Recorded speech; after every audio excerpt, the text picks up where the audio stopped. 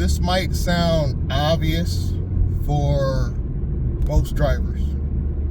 It's going to sound obvious, but believe it or not, there are still some Uber drivers that do not drive for Lyft. Let me tell you, you need to be on both apps.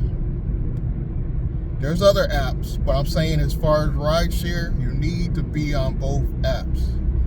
Because lately, at least in my area, I am getting paid way more on Lyft than Uber. And it could be because my acceptance rate is better on Lyft. That's part of it. But I'm in obviously standard mode like most drivers on Uber.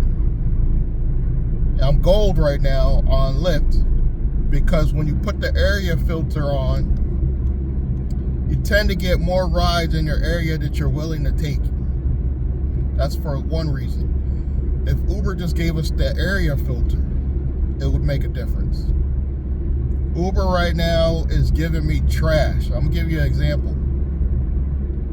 This morning, we're during a slow time right now, spring break.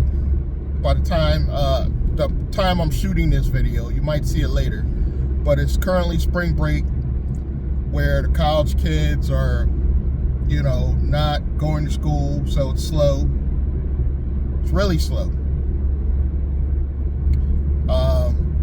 And I got a offer this morning, for example, shared ride, 17 minutes, $5. It was less than $5. It was 4 and some change. I got a ride on Lyft, same distance, actually shorter. It was only like 14, 15 minutes away, $10. $10. So you got to be on both apps. They're going to continue to play these games. Uber right now is not my favorite app. It used to be my favorite out of the two rideshare apps, but since they put us in this class where we're considered, lower class, which is most drivers, the garbage is ridiculous. And I guarantee, even on the high tier, advanced mode, or whatever they call it, they're still getting trash offers. They're just taking more offers so they keep their status.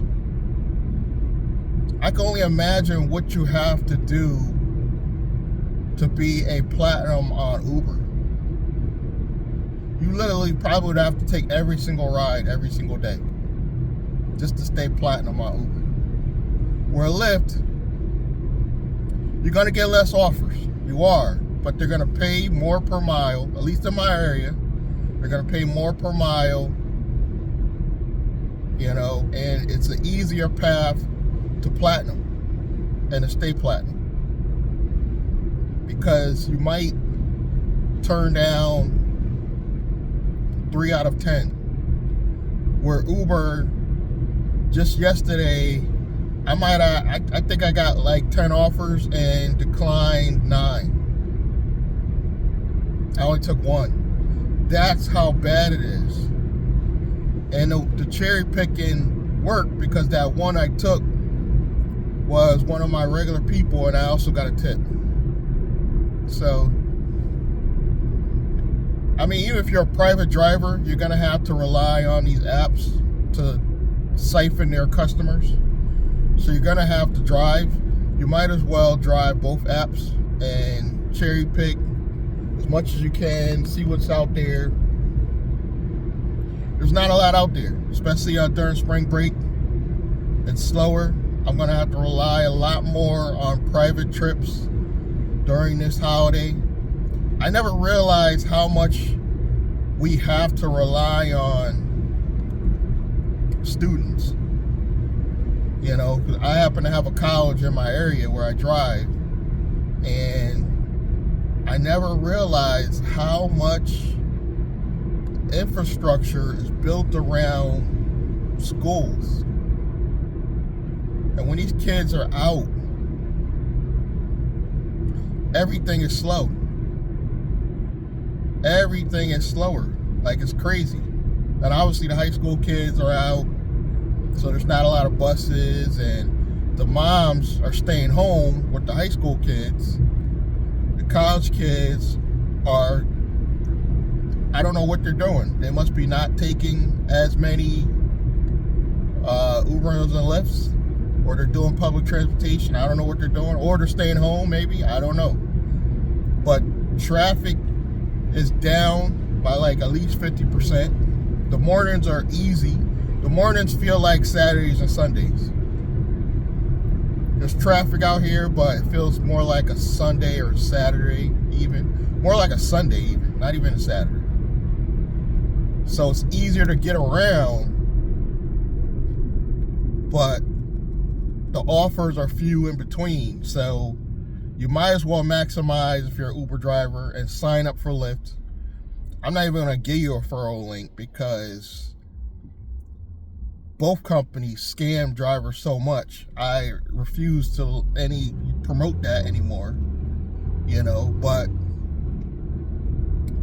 I'm kind of contradicting myself because I'm telling you I don't promote that anymore, but I'm telling you to sign up. But I'm just not going to be a part of doing their referral program and then they don't pay you for it. They'll pay you maybe one or two, and then they don't pay you anymore. Like, the companies are so shady. I even believe if I referred 10 people, I probably would get paid for one. Even if they did what they're supposed to do on their end, they drove what they had to drive, I don't even think they would pay me on all of them. They owe drivers money right now just for referring other drivers. So I'm not going to give you a referral link, but I am going to say you need to be on both apps.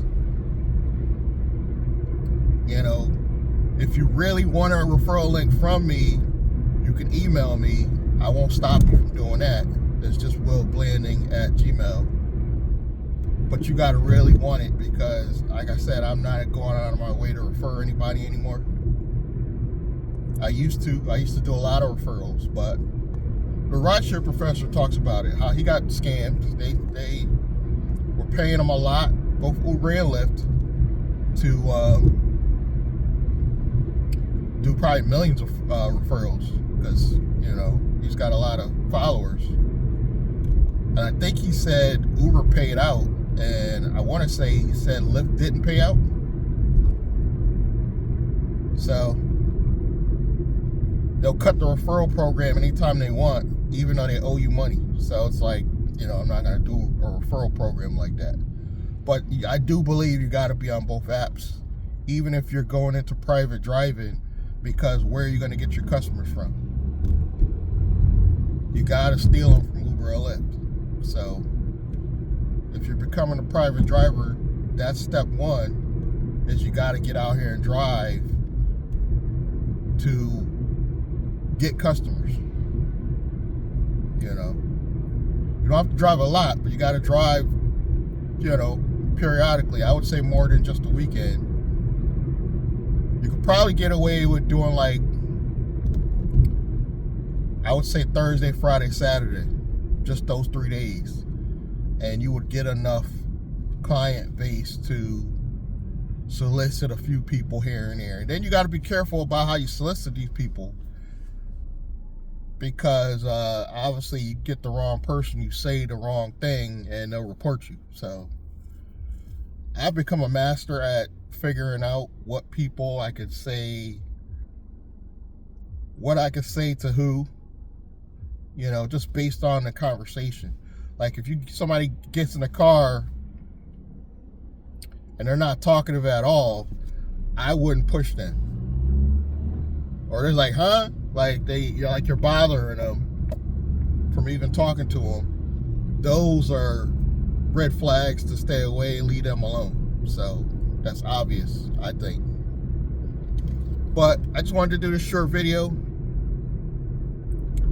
on my way to pick up a private cash ride right now. I'm not a licensed private driver yet. I'm still working on the insurance side of things.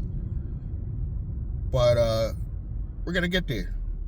Slowly but surely, we're going to get there. Thank you guys for your time and support.